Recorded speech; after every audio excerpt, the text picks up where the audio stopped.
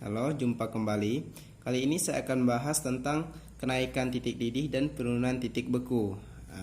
Yang dimana kita tahu bahwa air mendidih pada suhu 100 derajat Celcius ya, dan membeku pada suhu 0 derajat Celcius. Yang di sini yang pertama kita akan bahas mengenai titik didih. Menguap sama mendidih itu dua hal yang berbeda ya. Menguap, mendidih. Nah, ini. Kalau menguap, ini dia suhunya bisa di bawah 100 derajat Celcius, yaitu pada suhu berapapun. Sedangkan mendidih ini ya di bawah 100 derajat Celcius. Nih. Kalau dia mendidih itu tepat 100 derajat Celcius. Ini perbedaannya. Keduanya merupakan perubahan wujud dari cair menjadi gas. Penguapan dapat terjadi pada suhu berapa saja, sedangkan mendidih hanya terjadi pada titik didih.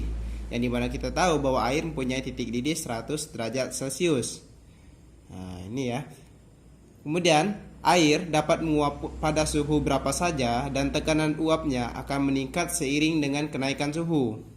Tekanan uap ini sering menggambarkan kecenderungan cairan untuk menguap. Jadi semakin besar tekanan uap, maka semakin mudah zat tersebut untuk menguap. Nah, di mana yang kita tahu bahwa titik didih merupakan suhu pada saat tekanan uap cairan sama dengan tekanan uap di permukaan.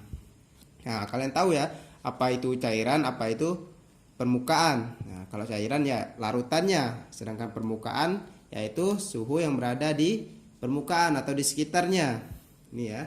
Kemudian kita lanjut ke titik beku. Nah, kalau kita tahu bahwa air mempunyai titik beku 0 derajat Celcius ya. Jadi suhu pada saat tekanan uap cairan sama dengan tekanan uap padatannya. Inilah disebut dengan titik beku. Jadi tekanan uap air sama dengan tekanan uap es, maka dia akan suhunya akan turun ataupun membeku, yaitu 0 derajat Celcius. Baiklah, sekarang kita lanjut ke hubungan konsentrasi dengan delta TB dan delta TF.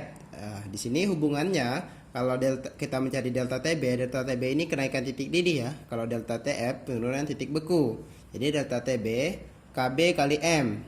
Jadi dikali konsentrasi ya ataupun molalitas. Sedangkan KF kali M juga dia dikali dengan molalitas. Di mana kita tahu bahwa sifat koligatif larutan hanya bergantung pada konsentrasi partikel zat terlarut, bukan pada jenisnya. Coba kita perhatikan di sini cara mencari M. M sama dengan ini ya, udah saya jelaskan sebelumnya, GR per MR kali 1000 per V. Pelarutnya ya, per pelarutnya dalam gram. Untuk keterangannya, ini delta TB kenaikan titik didih, delta TF penurunan titik beku, KB tetapan kenaikan titik didih, kemudian KF tetapan penurunan titik beku. Nah, ini kedua-duanya sama-sama satuannya derajat Celcius ya. Kemudian M molalitas larutan ataupun M kecil ya, konsentrasi. Ini persamaan untuk mencari delta TB dan delta TF.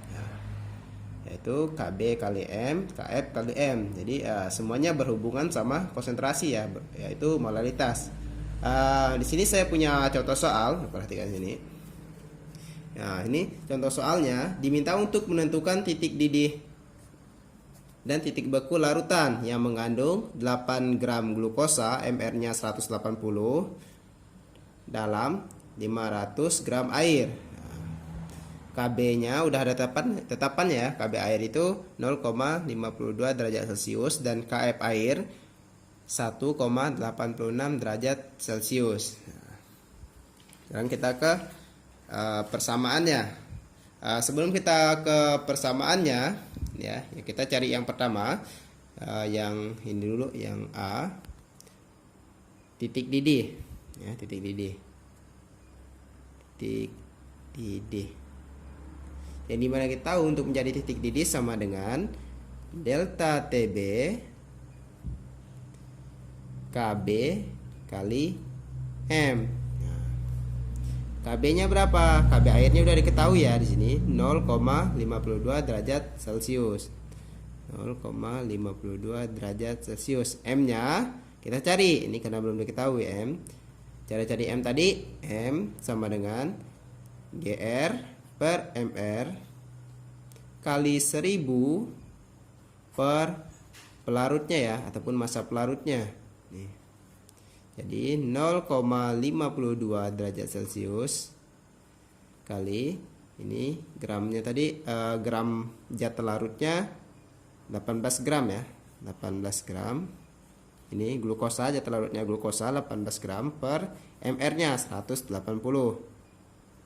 kali 1000 per ininya massa pelarutnya. Massa pelarutnya apa? Yaitu pelarutnya air 500 gram. Jadi 1000 per 500 sama dengan 2 ya. Kemudian di sini 0,52 derajat Celcius. Ini bagi ini kali ini ya. Jadi hasilnya sama dengan 0,2. Jadi 0,2 dikali 0,52 derajat Celcius sama dengan 0,104 derajat Celcius. Ini untuk titik didihnya ya. Ini 0,104 derajat Celcius. Kemudian kita lanjut ke titik beku.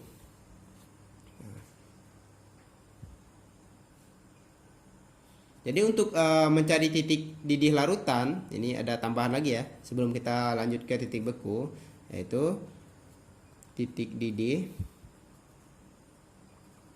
larutan sama dengan titik didih pelarut. Titik didih pelarut ya, titik didih pelarut ditambah ditambah delta TB. Titik didih. Titik didih pelarut yaitu pelarutnya tadi air ya, yaitu 100 derajat Celcius ditambah 100 ya Celcius. Ini tadi 0,104 derajat Celcius. Jadi hasilnya sama dengan 100,104 derajat Celcius. Ini titik didih larutannya. Nah, jadi mencari titik didih larutan, titik didih pelarutnya air ya, titik didih air itu 100 derajat Celcius ditambah delta TB. Delta TB-nya ini tadi 0,104. Nah, kalau udah kita mau titik didihnya, kita lanjut ke titik bekunya lagi. Yang B ya, titik beku. Nah, rumus mencari titik beku sama dengan delta TF KF kali M. Ini KF-nya udah ada tetapan ya. KF air 1,86 derajat Celcius kali GR per MR kali 1000 per massa pelarutnya dalam gram ya. Nah, ini sama ya, 1,86 derajat Celcius. Ini sama, GR per MR nya sama karena massa zat larutnya 18 gram tadi dibagi 180 kali 1000 per massa pelarutnya 500 gram. Jadi ini sisa 2 ya. Jadi ini hasilnya 1,86 derajat Celcius kali 0,2. Nah, jadi hasilnya sama dengan 0,372. Nah, ini titik beku. Nah, kalau tadi cara mencari titik didih pelarut ditambah delta TB. Kalau titik beku itu kebalikannya, titik beku larutan. Titik beku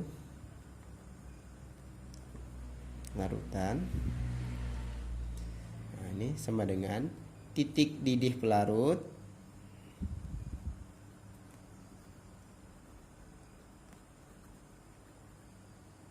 pelarut dikurang delta TF-nya. Titik didih pelarut yaitu 0. Karena di sini titik didih pelarutnya tidak ada ya untuk yang titik beku, karena titik beku itu kan pada saat 0 derajat Celcius. Jadi titik didih pelarutnya itu tidak ada, yaitu 0. Karena dia dalam kondisi membeku, yaitu 0 dikurang delta TF-nya ini 0,72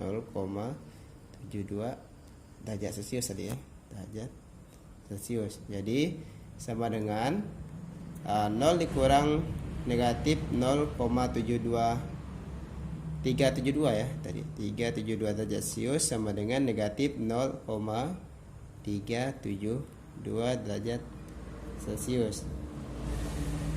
Jadi saya jelaskan kembali lagi kenapa titik didih pelarut di sini bisa 0, karena di sini dalam kondisi beku ya. Kalau titik beku kan, kalau dia dalam kondisi beku itu suhunya sama dengan 0 derajat Celcius. Jadi titik didihnya sama dengan 0 derajat Celcius.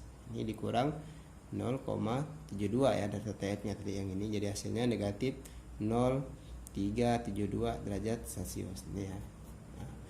Saya rasa cukup sekian. Semoga bisa dipahami dan terima kasih.